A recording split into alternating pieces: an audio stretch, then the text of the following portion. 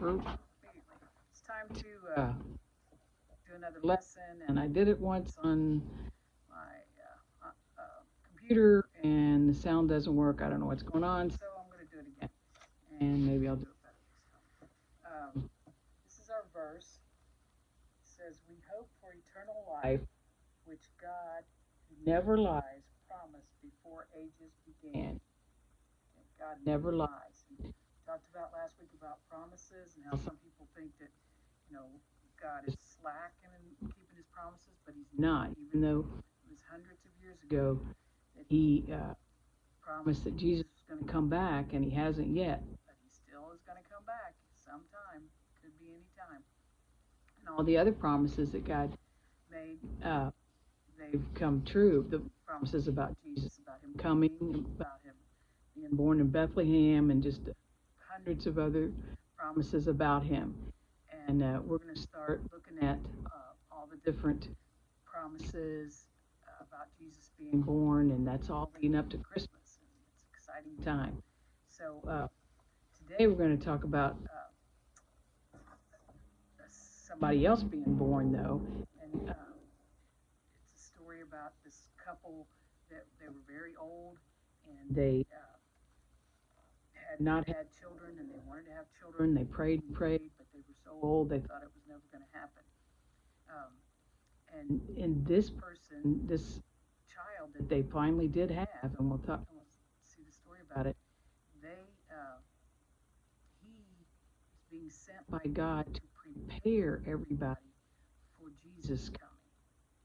Now, whenever you got somebody that's going to come to your house, if you're going to have company or something, what do? You get things ready, don't you? Clean up the house, maybe get some food in, some snacks or some meals, and you try to get everything all ready for the person that's coming, your guest.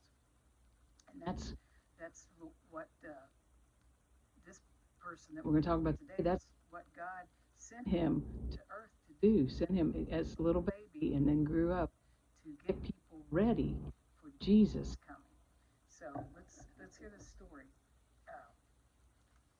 It starts out with Zachariah and Elizabeth. This was the old couple, and you can see the picture's supposed to make them look old, and they're too old to have babies, but they had prayed and asked God. And Zachariah was kind of like a preacher. He would go to the temple, the place where they worshiped, and he would take a turn. It didn't happen very often, but whenever it was his turn, he had to go in and pray for everybody and ask God to forgive their sins, because that's the only way they had to get their sins forgiven before Jesus came. Now we can just talk to him ourselves, and he forgives us whenever we sin. But anyway, so Zechariah went in to this special place to pray for everybody. And while he was in there, an angel came to him. And this picture is supposed to kind of look like what it might have looked like. And the angel told him, of course he was afraid. Everybody's always afraid when angels first come. So they must be just really amazing when they come. Bright lights and big and everything. He came in there, and first thing he says, don't be afraid. That's what they always say at first. And then he said, God has heard your prayer, and you and your wife Elizabeth are going to have a baby. And he said, you're going to have a son, and you should name him John. And the angel told Zechariah, he says, he's going to bring joy to the world. He's going to lead many people back to God. He's going to prepare the way for the Son of God to come. And Zechariah was just stunned, and he was like, how can I know that this is true? Well, that angel didn't like him saying that. The angel said, I came here being right there next to God in heaven. God sent me straight to you to tell you that you were going to have a son, and you don't believe me? He said, so for that reason, you're not going to be able to talk anymore. And all of a sudden, John couldn't talk. And so he comes out. And this is John where he's kind of wondering, how can this be true? And then John comes out of the place where he was praying for everybody, and they're all like, what happened? And they could tell by looking at him that something had happened in there, and they were trying to ask him, what was going on? Why were you in there so couldn't talk. He couldn't tell him. And so he went home, and his wife, Elizabeth, she didn't know what had happened, but it wasn't too long after that she realized she was going to have a baby. And she kind of hid it from people because she was old, and she didn't tell anybody for a while. And after a while, though, everybody knew because she was getting ready to have the baby. And she had the baby. And all this time, though, John couldn't talk because he had not believed. The angel had made him so he couldn't talk. And so she had the baby, and, all the relatives and people are around. And, one of the things that people always ask is, what are you going to name him? What are you going to name him? And they said, you probably name him Zachariah, right? Because that's his dad's name. Name him after him. And she said, no, we're going to name him John. And they were like, you think Zachariah would like that? Who's named John? We don't even know anybody named John. Why would you name him John?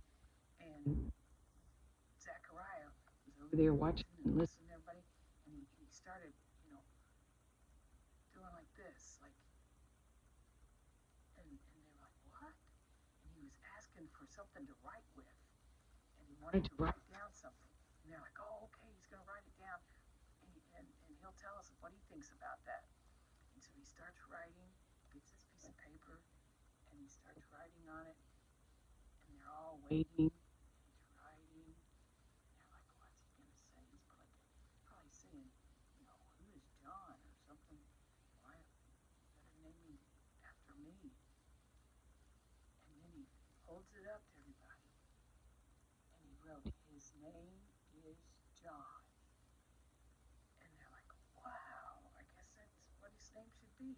And then just at that moment, Zechariah was able to talk again. And he started talking, and he started telling people all the stuff that the angel had told him. And he started telling them all this other stuff that God had been telling him that he hadn't told anybody about, all the stuff that John was going to do, and how he was going to lead people to God, and he was going to get everybody ready and help them to know that this is Jesus, the Son of God that was coming. And so they were all so happy and so amazed that this happened. And this is just one more example of God keeping his promises, and how that God prepared people for Jesus coming the first time, and right now he's preparing people for Jesus coming back again. And we all need to be ready and be looking and waiting for him. So we need to remember this verse. We hope for eternal life, which God, who never lies, promised before ages began. He promised before this world even started that we could have eternal life in heaven. And that's why he sent Jesus. So don't forget to always believe God's promises, all the promises. He's got lots of them, over 7,000 in the Bible, things that tell you that you don't have to be afraid, that he'll take care of you, that he'll be your friend, that he'll always be there for you. And